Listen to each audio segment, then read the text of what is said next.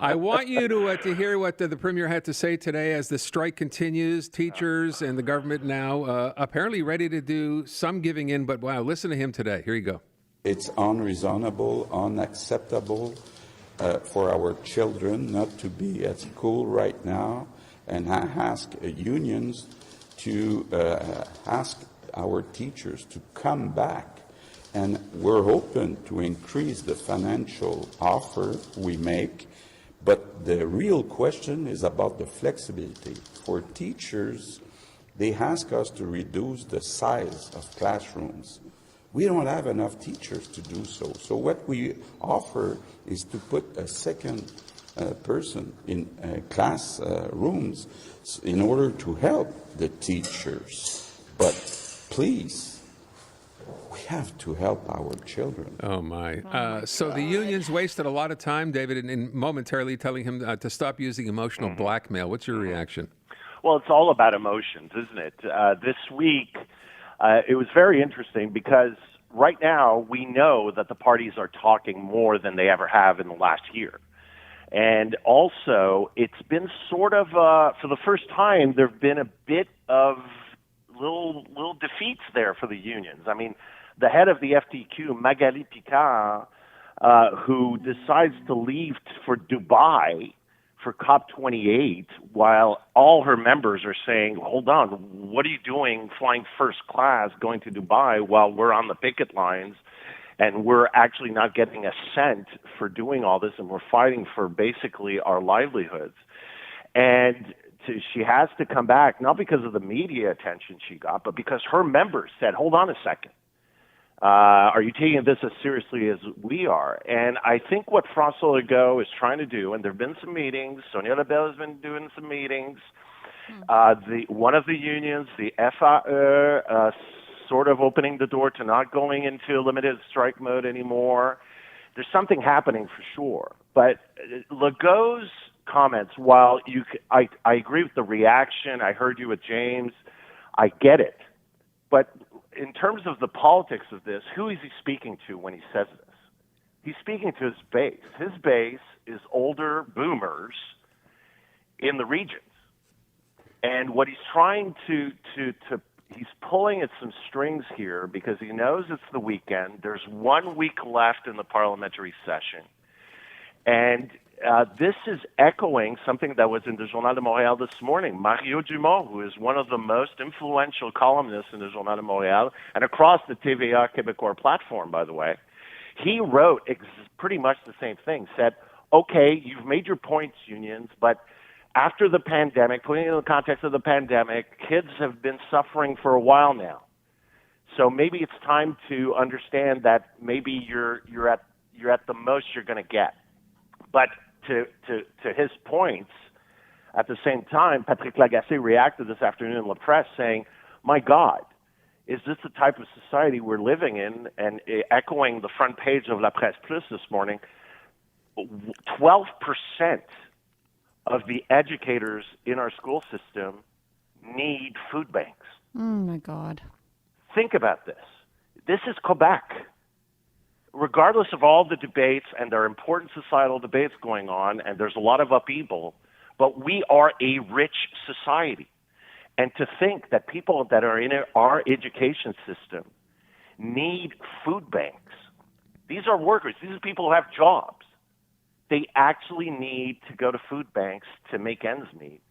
This is shameful. And so, and when François Legault says we don't have enough teachers, he's in his 6th year of power, by the way. And we knew this when I was in government back in 2017, 2018, and we didn't have enough people in the public sector. And what has he done?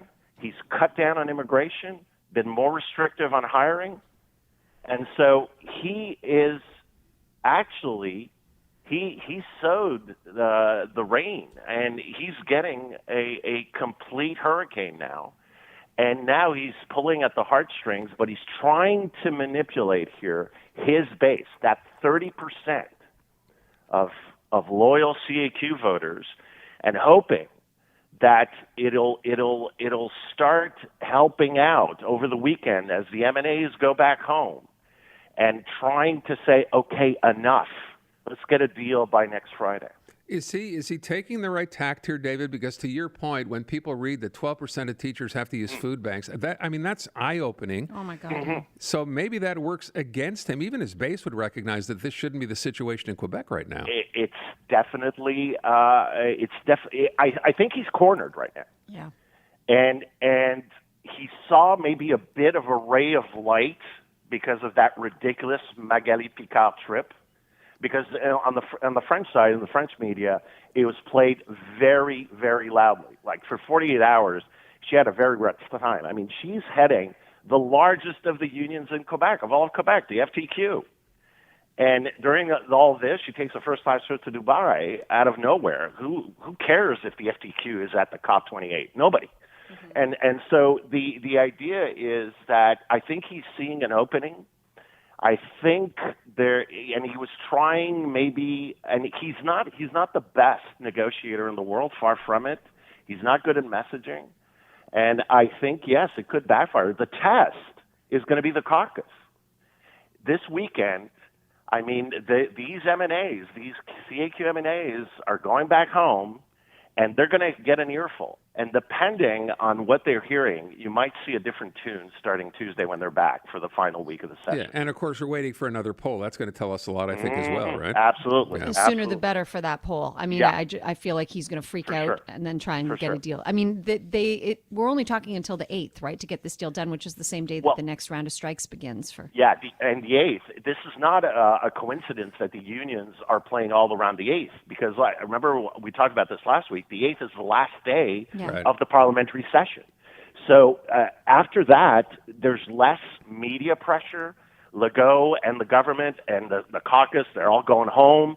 So this is really the final stretch, because if they don't get a deal done and then they go into strikes, then there's no incentive, that much of an incentive for the government to solve this before maybe even January. You know, to your point again about the head of the union going to this COP28 summit, it's funny, we were talking yesterday, Natasha, about how the government, this was because Stephen Guilbeault took a $16,000 business class trip to Japan. And we said we need a minister of optics, right, for both governments. Absolutely. Apparently the union needs one too. I mean, how do you in the middle of this think it would be fine and no one will pay attention to you going off to Dubai?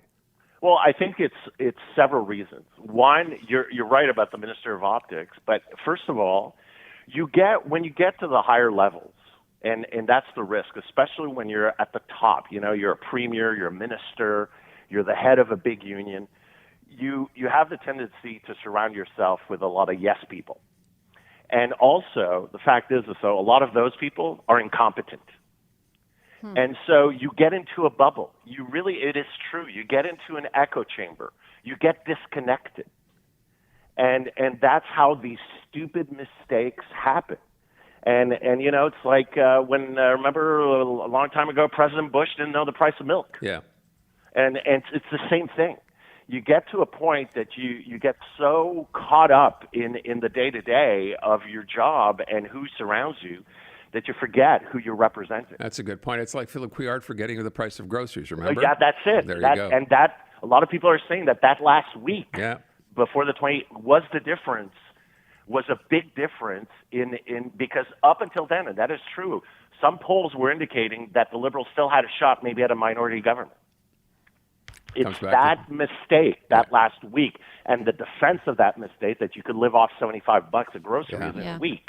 That shot them down. That people that were, because Legault at the time had a rough week on immigration, and while he was still riding high, people were saying, well, maybe we should stay with Couillard, especially in the regions, but that killed it. Interestingly, I remember Legault thinking you could get a decent apartment for $500. There was that, yeah. But he was in power. He was in power exactly. when he said that. That was during the first mandate. Yeah. Look, we're going to see what happens. I'm not sure much happens over the course of the weekend, David, but hopefully there'll be some good news before December 8th. I think over the course of the weekend, it's going to be, we underestimate that the power of the people talking to their M&As. You know, when they go do the groceries and when they're walking on the streets, when you go to the Tim Hortons, that can be very, very telling about the mood of the province. We're about to find out. David Heurtel, David, thank you so much. Thanks, Have a great David. weekend. Bon weekend.